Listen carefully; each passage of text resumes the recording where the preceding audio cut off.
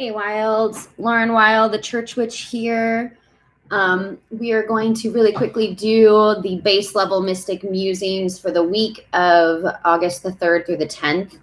I tried to do the write-up on them and it got deleted, and like that just drives me insane because of the fact that it requires like to channel.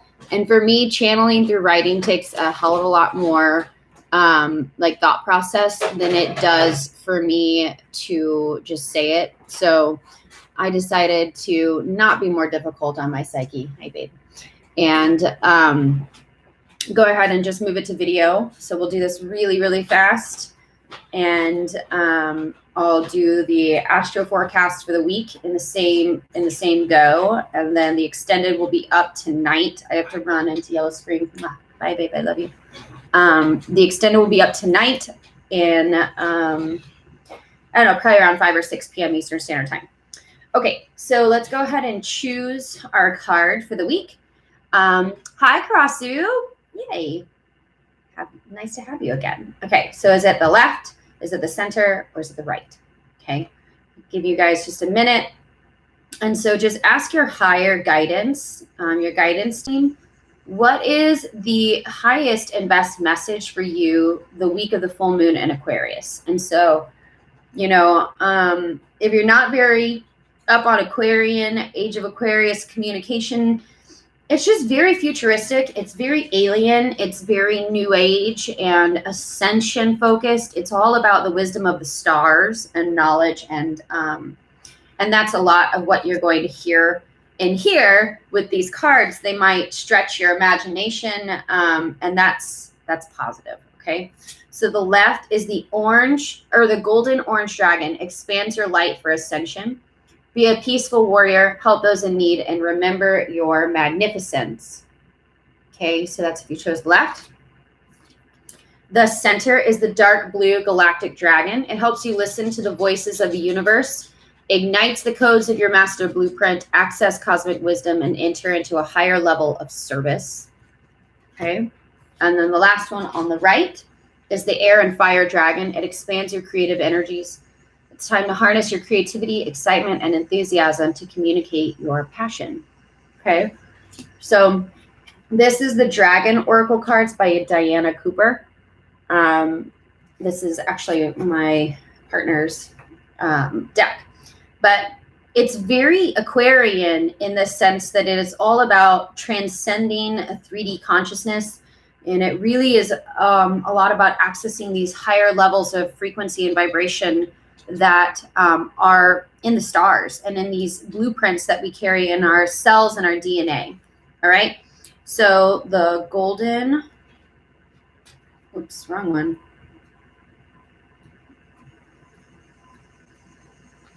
And I will do my best to kind of like translate. So the fifth dimensional golden orange dragons are part of Archangel Metatron's ascension team. Archangel Metatron is leading forward individuals who are ready to follow his path. At the same time, he's overseeing the ascension of the entire universe. These orange dragons work for him, carrying fifth dimensional ascension blueprints for Earth, and they come to those of us who are ready to make a difference.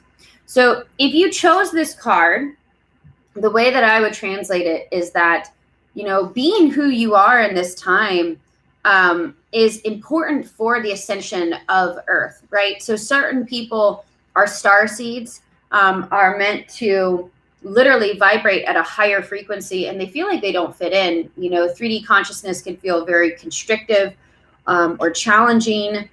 Those that are very empathic, you know, are going to definitely want more of that sense of fluidity and cyclical living, you know, which is much more 4D, 5D.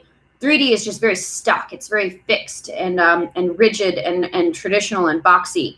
And so, you know, the age of Aquarius is all about like expanding and shedding light on how expansive the universe really is. So if you chose this one, this is about understanding that you're in a bit of an initiation and understanding that it's time for you to be a peaceful warrior in this time and to be of service. They're all kind of like that. All right.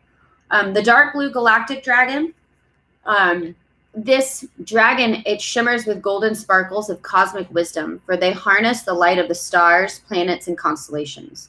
When they're ready, or when we are ready, they touch us with this light, enabling us to embody illuminated energy and wisdom they contain.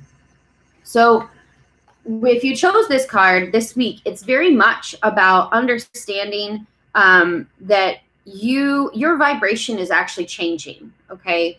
It's actually heightening. And what happens when our vibration changes is that things that are no longer in alignment with our vibration as we shift up will either dissolve or evolve, right? So if you have, relationships that are functioning at this previous frequency that you were at, then you might understand that you can't go back, right? That you're kind of shedding some of these lower level energies. And I don't mean that in like a hierarchical way of like, I'm better, I'm higher, I'm lower. Like, I know spiral dynamics can really get like that, where, people think some are more evolved and it becomes almost competitive.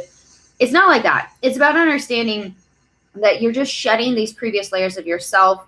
And it's time for you to start accessing the wisdom of the stars and higher rays of chakra wisdom. And so outside of your body, right? Like really deepening into the Atman, the soul, and then also connecting with the star energy. Okay. Now, if you chose the right with air and fire dragon, expand your creative energies, you're probably going to really feel Mercury moving into Leo today. Mercury in Leo is like the truth teller. It's very bold and courageous. It's also very creative expression, and it's passionate. It's charismatic. You're probably, if you chose this card, you're probably really affected by that transit that is happening until almost the end of August. I think it's like the third week of August that we have Mercury moving through Leo. All right, so we find this one. Air and fire dragon. Okay, shimmering fourth dimensional blue and orange, air and fire are very vocal. They love to express themselves and make their presence known. They often create turbulence as they swirl around us. Air mixes with fire to ignite an explosion of creativity, enthusiasm, and aliveness. These dragons make us feel happy, excited, and sometimes a little unsettled or even overwhelmed. At the same time, the element of fire transmutes lower energies and clears the path of our destiny, while air enables us to communicate our passion at soul level. If you chose this time, or if you chose this card, it indicates that it's time to harness your gifts and your talents for the highest good and that of the world. You have something in your soul to bring forward. So your guidance is to decide what fires your enthusiasm, then trust your inner wisdom and talk about it. Take a chance and step into your true path of happiness and creativity. Okay.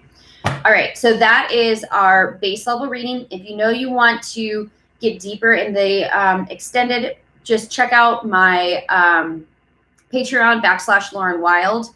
The extendeds, you get one a week, every week, a month for $11 a month at the Wild Beloved tier. So let's see, Crossy, you say you can feel the energy coming from the card you chose. Absolutely. These are all activation cards, and they are channeled messages from her that she wrote it, but then also these are channeled from me and my guides and whoever is moving through me at the same time. So, when you hear these things, they'll become these like archetypal activations. And it's like you hear things that you've always known in your soul. And then it puts you on the path that you're looking for, But yes, it doesn't surprise me. That's great. In terms of our astrology forecast for the week, our energetic forecast, yesterday was the full moon in Aquarius, which was a pretty strong aspect of this week. The moon is in the later degrees of Aquarius right now. The full moon was at 11 degrees of Aquarius yesterday. If you want to hear all about that, just go back one video and you'll see my full moon in Aquarius video on YouTube. And then the big thing is that Mercury is moving into Leo today, right, on the 4th. And Mercury is the communicator and the perception. And Leo is very charismatic. It's very creative. It's very vocal in its expression. And it's a truth teller, right? So Leo's led by the heart. And it's just this very like bold, heart-led communication. So let your heart lead you and speak your truth but also recognize that yesterday, Mercury came into an opposition with Saturn, okay? Saturn retrograde in Capricorn. And so it could be a little harsh. You could also have some, heavy conversations with your own mother this week. Cancer rules the mother archetype. You could have some things like that pop up and kind of just come out of nowhere. And then also understanding that Mars is in its shadow period in Aries, which is the warrior and the individualist. And so, we're really, with the full moon in Aquarius, we're really trying to figure out what freedom means. What is freedom to be our authentic selves? What does freedom mean, to be in community and to be in the world? It really activates these higher expressions of what we really desire, what we really need and want, okay? The moon is going to start to wane down tomorrow, which means that we're going to feel that decrease of that huge full moon energy, right? We're going to start to slowly wane down and pull into ourselves. And so the moon will move into, let's see, so it's Aquarius. So the moon will move into Pisces tomorrow, which is always, emotional. It's very much, a check-in point of also what's going down with COVID times, because that is, 6 months of a marker as to when COVID, started to hit our country, was during the Pisces new moon series, or the new moon cycle, and then right during the Virgo full moon. And Virgo does rule public health. So that is going to be kind of like a check-in period of 6 months, post-COVID world. Like, what does it look like? And that will be interesting. This is kind of like the dark moon period before we actually experience that next month. So, once we get into Virgo season. So it is definitely going to be more of a healing period of time the next 2 days. Saltwater baths are really great because Pisces is the ocean. And then we will have a waning moon in Aries. That is definitely going to require some alone time.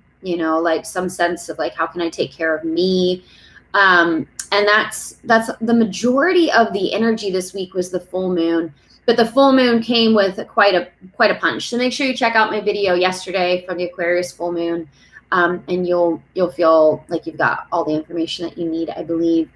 I guess the big main message is to lead with the heart. The Bodhisattva is the open-hearted warrior, right? Or as Ram Dass would call the impeccable warrior. And, allow yourself to feel that peak of Aquarian energy and slowly start to come down.